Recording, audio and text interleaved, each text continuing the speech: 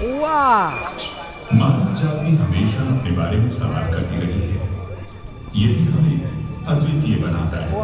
पिछले 150 सालों में हमने जाना कि हमारे अस्तित्व के राज हमारे पैरों तले हैं, जमीन में दफन, आदिम उपकरणों और जीवाश्म भट्टियों में। हमें ऐसे सुराग सबसे ज्यादा अफ्रीका से मिलते हैं। वैज्ञानिकों और पुरातत्वविदों ने अब तक जिन प्राचीनतम अवशेषों को खोजा है, उनमें कई अफ्रीकी जमीन में पाए गए हैं। हड्डियों के टुकड़े, खोपड़ी के हिस्से, आदिम उपकरणों के आकार वाले पत्थर, ये सभी एक ही निष्कर्ष की ओर इशारा करते हैं कि मानव समान विशेषताओं वाले प्राणी सबसे पहले अफ्रीका में ही रहते थे। हम मानव समाज का अध्ययन, उत्खनन और उससे प्राप्त वस्तुओं के विश्लेषण के जरिए करते हैं। हाल में विज्ञान की प्रगति ने हमारे विश्लेषण को मदद दी है। कार्बन डेटिंग और अन्य तकनीक से हम किसी वस्तु की आयु जान सकते हैं। अब हम पुरानी हड्डी के टुकड़ों से डीएनए हासिल कर इसकी तुलना अन्य लोगों से कर सकते हैं। करीब 50 लाख साल पहले मानव वंश वृक्ष विभाजित हो गए। आधे वानर के रूप में विकसित हुए, जैसे हमारे करीबी आनुवंशिक संबंधी चिंपैंजी, जबकि अन्य हमारे आरंभिक पूर्वज के रूप में विकसित हुए। एक अहम खोज से पता चलता है कि कब वानर इंसानों की तरह हो गए। रात में जीवाश्मित उनके पैरों के निशान बताते हैं कि पूर्व मानव वानरों का एक समूह ज्वालामुखी की छाया में चला था।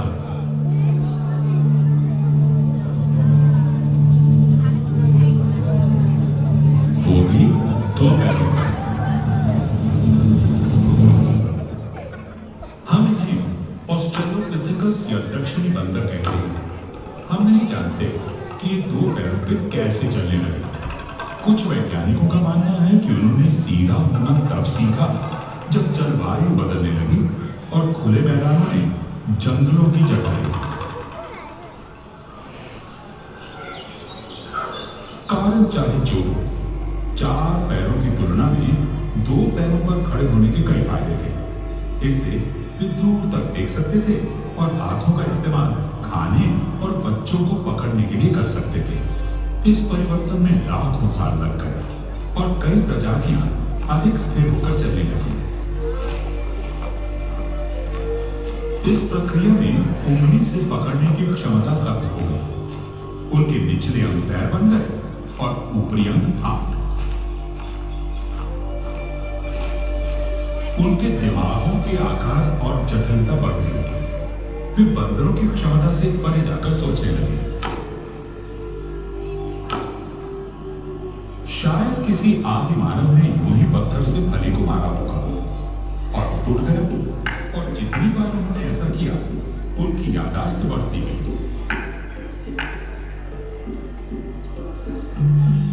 कुछ समय बाद उन्होंने पत्थरों को ही तोड़ना शुरू किया और उन्हें नुकीला बनाया, ताकि उनका इस्तेमाल फली तोड़ने के साथ साथ मांस काटने में भी हो सके।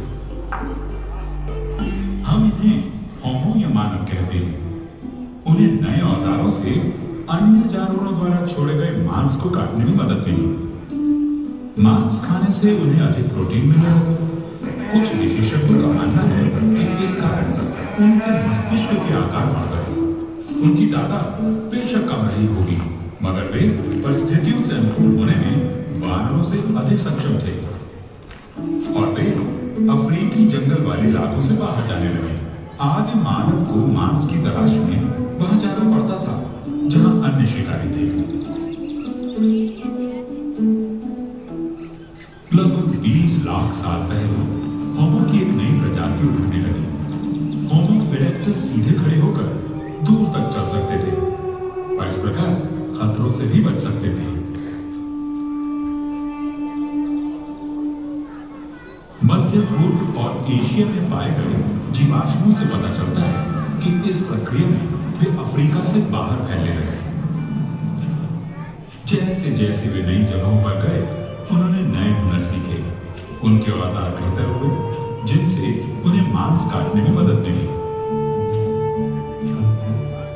अधिक धूप वाले खुले वातावरण में उनके बाल कम घने होने लगे। शिकार तक तुरंत पहुंचने के लिए उन्होंने दौड़ना सीख लिया। शरीर को ठंडा रखने के लिए उन्हें पसीने आने लगे, क्योंकि उनमें अन्य जानवरों की तुलना में ज्यादा ग्रंथियां थी। कुछ साक्ष्यों के अनुसार शायद वे आग का इस्तेमाल भी करते थे, और उनके दिमाग बढ़ते हुए लगभग आज के हमारे मस्तिष्क के आकार के हुए। लगभग 7 लाख साल पहले अफ्रीका में एक नया समूह विकसित हुआ, जिसे हम होमो हाइडेलबर्गेंसिस या हाइडेलबर्ग मैन कहते हैं। उनके शरीर अधिक बड़े और मांसपेशियों वाले थे, ताकि वे विभिन्न जलवायु में रह सकें।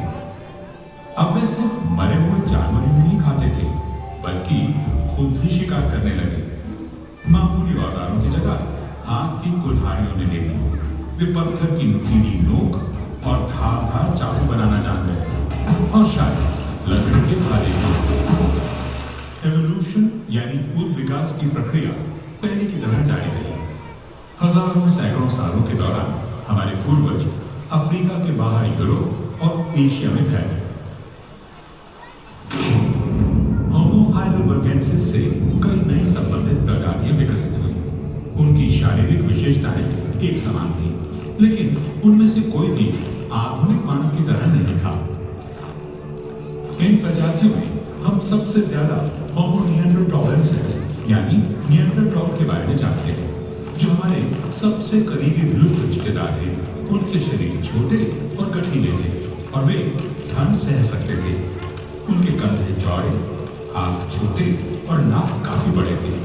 वे आदिम पोशाक पहनते थे। वे पहले से बेहतर औजारों का इस्तेमाल करते थे, और पत्थर काटने से पहले औजार का आकार तय कर लेते थे। वे शायद किसी आदिम भाषा में बातचीत करते थे, और सबसे महत्वपूर्ण बात यह कि उन्होंने आग जलाना और उसका इस्तेमाल करना सीख लिया था। हमारे पास निएंडरथॉल के समय के पुरातत्व प्रमाण ज्यादा है। निएंडरथॉल की जीवाश्म हड्डियों की फ्रैक्चर और जख्मों से हमें पता चलता है कि इनके जीवन मुश्किल भरे थे। लेकिन ऐसे भी उदाहरण हैं जिनसे पता चलता है कि उनकी उम्र लंबी भी हुआ करती थी। निएंडरथॉल और उनसे संबंधित प्रजातियों का लाखों साल तक अफ्रीका के बाहर दबदबा था।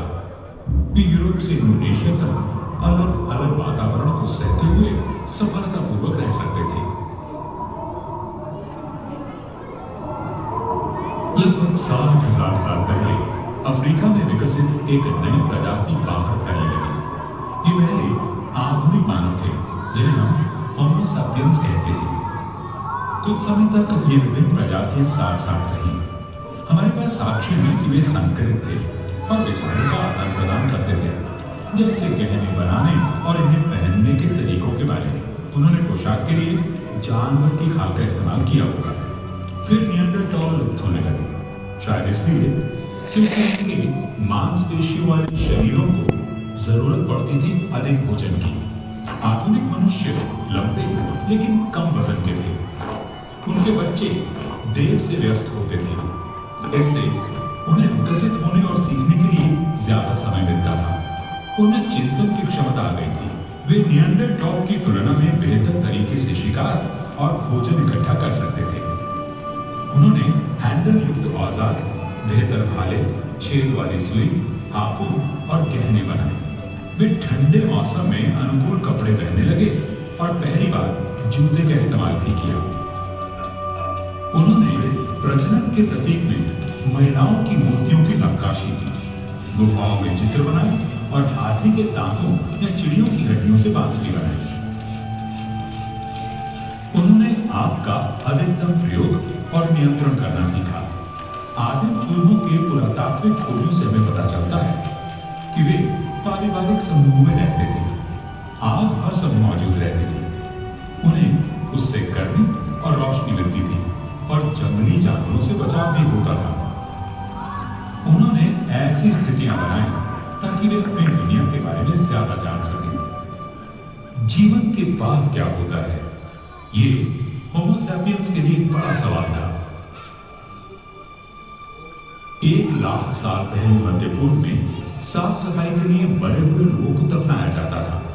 हो सकता है अन्य क्षेत्रों में मुर्दों को जलाया जाता होगा, जिस कारण पुरातत्वविदों के पास इसके कोई सबूत नहीं है। तकरीबन 40,000 साल पहले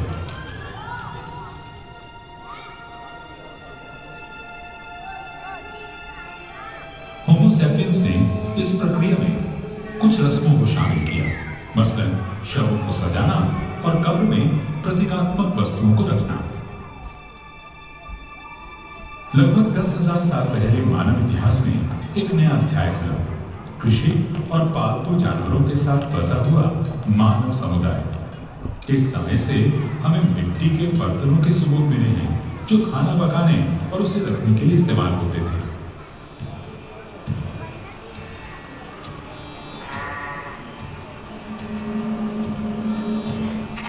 बिल्कुल वैसे ही हमें सबूत मिले बुनी हुई टोकरियों के। औजार और हथियार बनाने के लिए धातु कार्य भी प्रचलित था। मानव अपने अस्तित्व के सवालों का जवाब ढूंढने के लिए चित्रों, गीत संगीत और लिखित शब्दों के प्राचीन रूपों का इस्तेमाल करता था। शिकारी गांवों में बसने लगे और वे गांव मानव संस्कृति के उद्गम स्थल बन गए। लाखों सालों तक हमारे पूर्वजों की आबादी 10 लाख से भी कम थी। होमो सैपियंस के आने से ये सब बदल गया। हम दुनिया के हर कोने में फैल गए।